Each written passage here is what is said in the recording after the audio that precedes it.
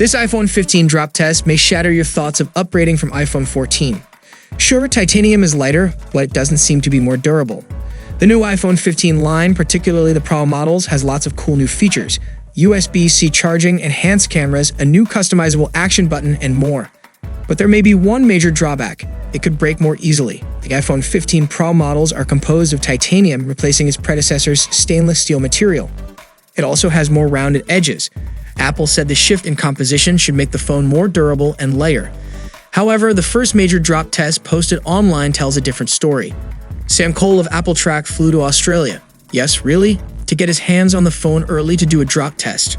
Cole did a direct comparison between the iPhone 15 Pro and the 14 Pro, dropping both at the same time over and over. At first, the 14 Pro showed dings before the 15 Pro when dropped from pocket and chest height. Both phones, however, were pretty much totally fine after the first few drops. But things got worse for the iPhone 15 Pro as the test went on. After doing backside and extreme drops, the 14 Pro was pretty much fully functional. The 15 Pro, however, had sustained major damage and was totally non-functional. In fact, it was in two pieces. Based on his video, it seems the new rounded titanium edges are not better for drop test durability than the remarkably enduring iPhone 14 Pro design. Whereas the flat stainless band on the 14 would absorb much of the impact, the iPhone 15 Pro rounded titanium sides seem to cause the impact to spread into the front and back glass, causing spiderwebbing cracks. Comparing the titanium and stainless steel edges directly, the stainless steel band of the 14 Pro is seemingly quicker to show dings and scratches. But the structural integrity helps the phone fare better overall.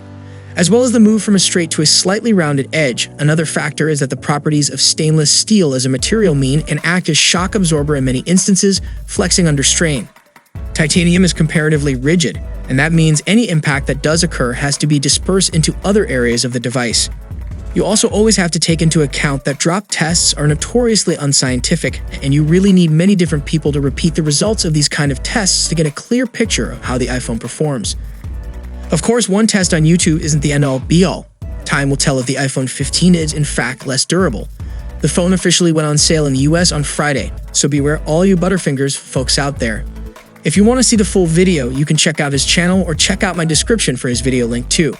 So what are your thoughts on this early but impactful drop test of the iPhone 15 Pro from Apple? Is it really a good deal to switch your current gen phone? Share your thoughts in the comments below, and for more Apple updates, you can check out our channel. See you in the next one. Peace out.